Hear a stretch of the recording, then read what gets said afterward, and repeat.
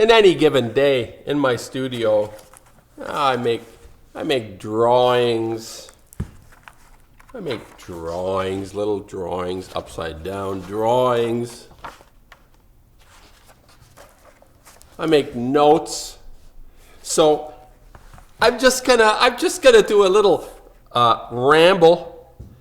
My original video started spontaneous and random insight from the artist, and a lot of the work that I make in the studio is actually quite unpredictable in many ways, which is what I highly recommend people embrace the idea of the unpredictable in a day-to-day. The wonderful thing about making paintings is that if you're an artist like Andrew Wyeth or someone like I'm not even sure. Like in Canada, we have artists like Ken Danby, a photorealist, or they have their qualities. Or Bateman, an artist called Bateman, who makes 25,000 prints of something and calls it an actual print. They're photographic reproductions, or what they call offset printing, and he signs it. He says he signs every single one. I doubt it. 25,000 prints would take 8 hours a day for 3 months to sign them, I think.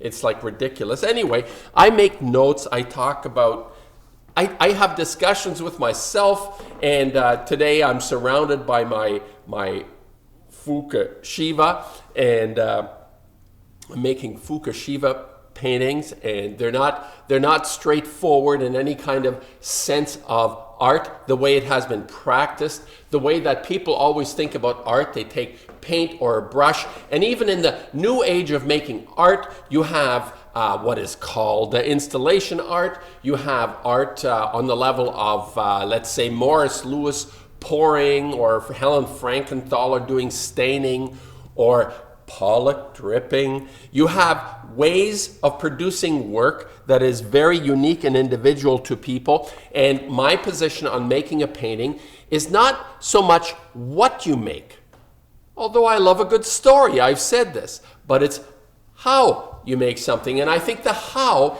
is part of the physicality of making something. The subject, or what it is you're making, is a very intellectual, it's a more of an abstract notion. Now, the idea about making an interesting painting for me is that you have developed a way of making something that is unique. You've had your breakthrough, and it is original. It's like Pollock dripping. By the way, I have revealed this, that it is in Peggy Guggenheim biography that Max Ernst was the first to do a dripping painting. He suspended a can with a hole in it off a string, filled it with paint, and pushed it, and it started to circulate around, and Pollock saw this and used it. Anyway, I'm going to talk a little bit, I'm going to ramble on a little bit, spontaneous and random insights by the artist, although they're not as spontaneous and random because I've written them down already. But I was getting a few comments about the free radicals. Now, as you notice on my YouTube site, there are postings by people that are walking out of nothing, out of the mist, out of somewhere, out of the distance, into the camera, past the camera. The free radical notion of appearing out of nothing and walking past the camera. I just love that image. I love that feeling. Schellenberger and I developed that when he was here. One of the results of his visits. Brilliant artist, Stephen Schellenberger. Anyway, I got a few comments about, well, why would you call yourself free radical? Aren't they really nasty little things in our bodies that destroy us? Well, yeah, the free radicals cause damage. And the idea, if you haven't understood this, instead of telling me, oh, well, you know, you would name something free radical, that's nasty, that's horrible. Not at all. Not if, Goche up north, Quest, has commented, you fight fire with fire idea. You know, I guess that's a version of it anyway. So the free radicals are intent to cause damage to a system, to the concept of art, even in the sense that it's not working. And art is not working. People have a misconception that there is a kind of universality about creativity, encompasses all and is wonderful. Well, just like science, and I have a real problem with science these days. When you think about nuclearism and you think about the nuclear idea, the invention of nuclear fission, it doesn't exist in the rest of the universe except on our beautiful blue planet. Some little mucky fucks came around and decided, well, we're gonna mess around with the atom, and you know what? If we split it, there's this weird thing that happens. It continues to do it by itself. Could this be called free energy? It all does it by itself. Well, technically, I suppose it is free energy, except for the fact that it's an energy we can't handle. People, if you don't know this, and the nuclear industry and the nuclear people that think nuclear is so wonderful, it's an energy we can't handle. We've never been able to handle it, but we keep producing the toxic byproducts of nuclear fission. In fact, nuclear fission is a toxic byproduct. It's not something where you say there is an original good quality element. They say spent fuel pools. What a misnomer. Spent fuel pools are in essence nuclear fission continuing for thousands and thousands of years. Elements that have been produced out of nothing, basically out of nothing, invented by a few mucky fucks. And I include the whole bunch from Marie Curie to Rutherford to the German scientists to Planck to all the people, Einstein, even though they came out afterwards and said, this is so bad, this is so bad. Well, fuck you, this is so bad. You were part of making this E equals MC squared happen. And you gave it to people that had no moral fiber in them. Maybe you had, Einstein, you had a moral compass, and Blanche has told me that he was forced to do it. Well, given the fact that you know how bad it is, you have to sacrifice your life and say, I'll never ever reveal this, give this to the world. That's what I would say. Whether or not I could do it myself, I would hide it, I guess, if in hindsight. Anyway, the free radicals, the idea of the free radicals is that we like to kick ass. And people that have sent me messages to my inbox, the free radicals are actually based on the idea you kick the ass out of that which doesn't work. That's all that it means, the free radicals. It's a metaphor, it's a symbol, it's something that is absolutely deadly to our bodies. The free radicals are very conducive to cancer. The free radicals are a counter to the idea of cancer from the point of view as an artist. I can manipulate this in order I'm not creating any kind of element, isotope that is going to destroy you. I create isotopes in your mind that will hopefully destroy the conformity, the mindset that has taken us down this wrong road. So that is the free radical. And the next thought I had after that is complicity. Complicity, actually it relates to betrayal as well, but complicity. And all you need to conjure up in your minds, even though I was not born during the Second World War and Nazism and fascism, that complicity, the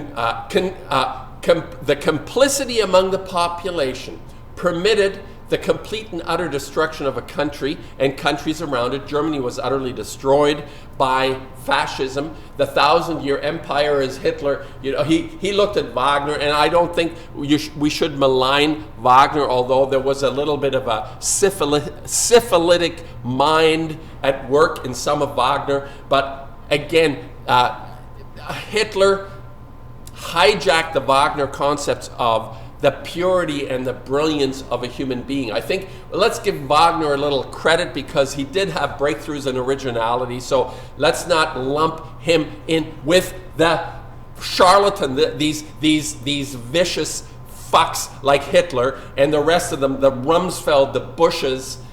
In our own country here, people are complicit with a system that doesn't work. In the same way, complicity is the end to our well-being. We cannot be complicit, which is why I always go back to this now. And I'm not going to make this much longer because I could go on and on about this. And what I'm saying here is that How do we step out of that comfort zone? How are we able to step out of that comfort zone which has been provided for us in so many ways?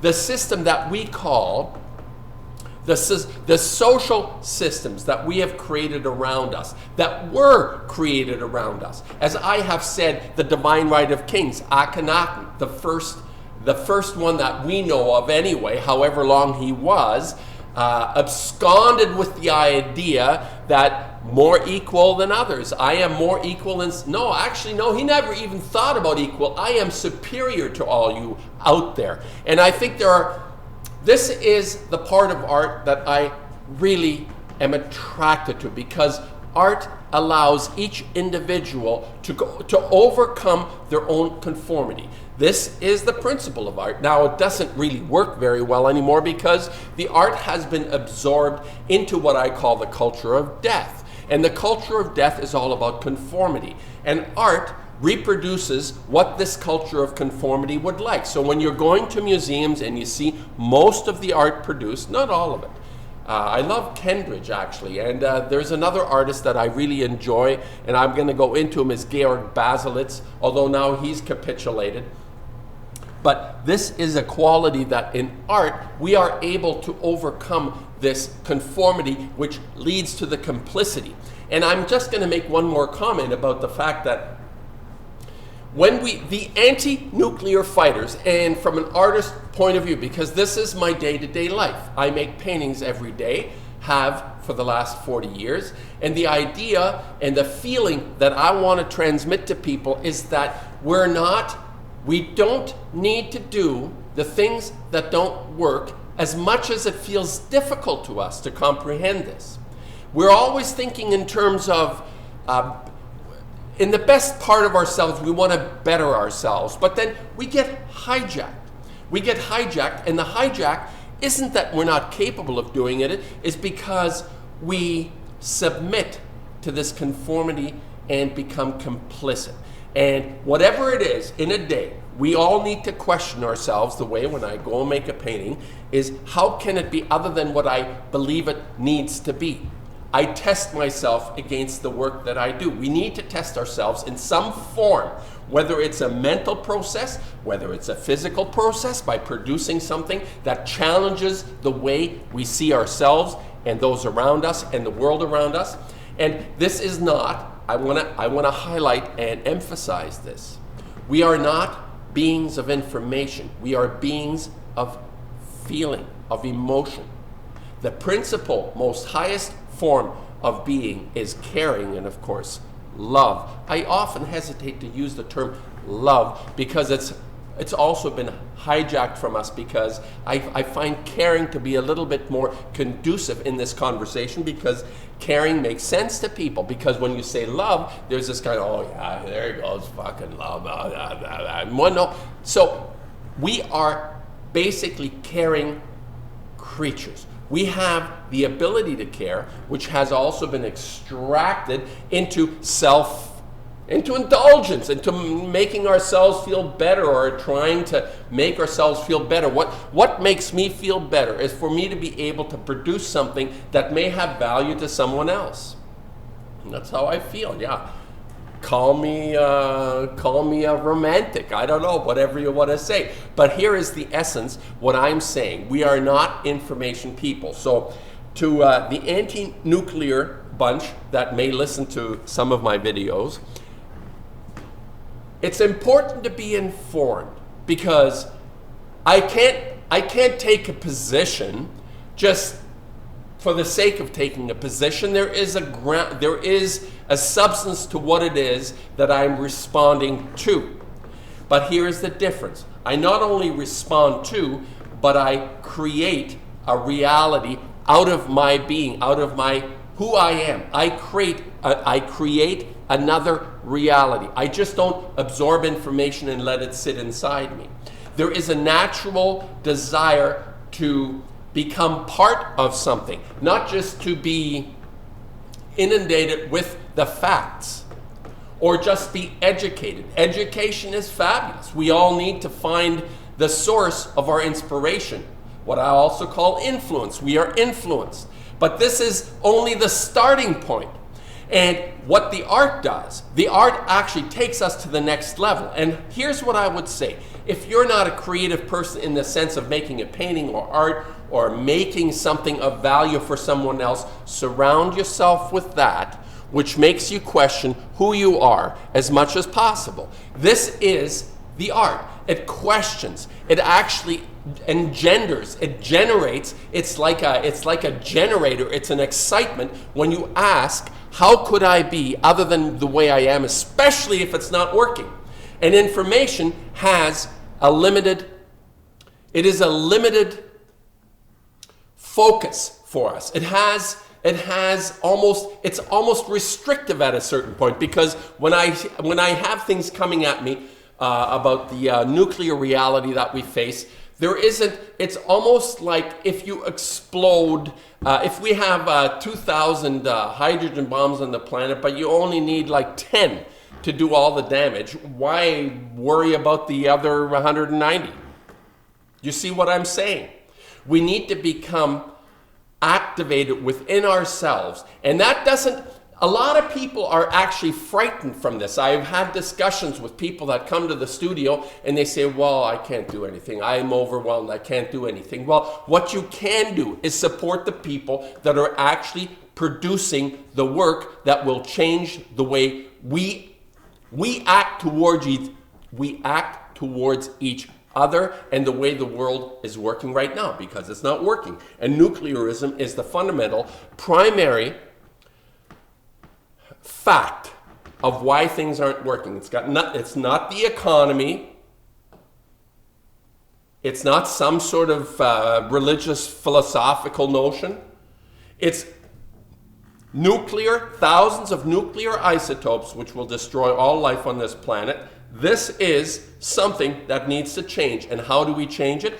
Not just by telling people, oh, how bad, it's so bad, it's so bad.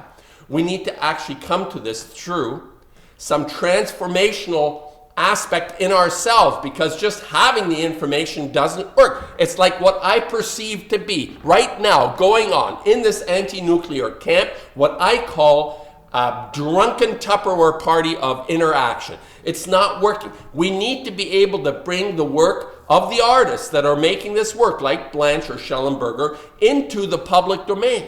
This is the effort that we need. This is what I'm saying. And it's not a self-promotion. The work that I'm doing isn't because I want to promote myself and become wealthy and rich and sit on the beach. Well, those days are over. That might have been 10 years ago, but it's not that way anymore. Does that make sense? I always say, does that make sense? We can't settle down into the information. We need to go and support those, if we don't do it ourselves, that are actually changing the way things are working, mentally and physically. And the art is the place where all of this happens, and unfortunately it's always recognized 50 years too late, like Vincent. And that'd be a whole other dissertation. My concept of what it is that Vincent gave us. I think I'll do that, because I've tried to do it with Warhol and Pollock, and I'm going to do it with Baselitz as well. And Goya is kind of obvious, because the destruction through the military complex. Goya is all about the industrial military complex. It's 200 years later. So yeah, maybe I'll do a Vincent thing.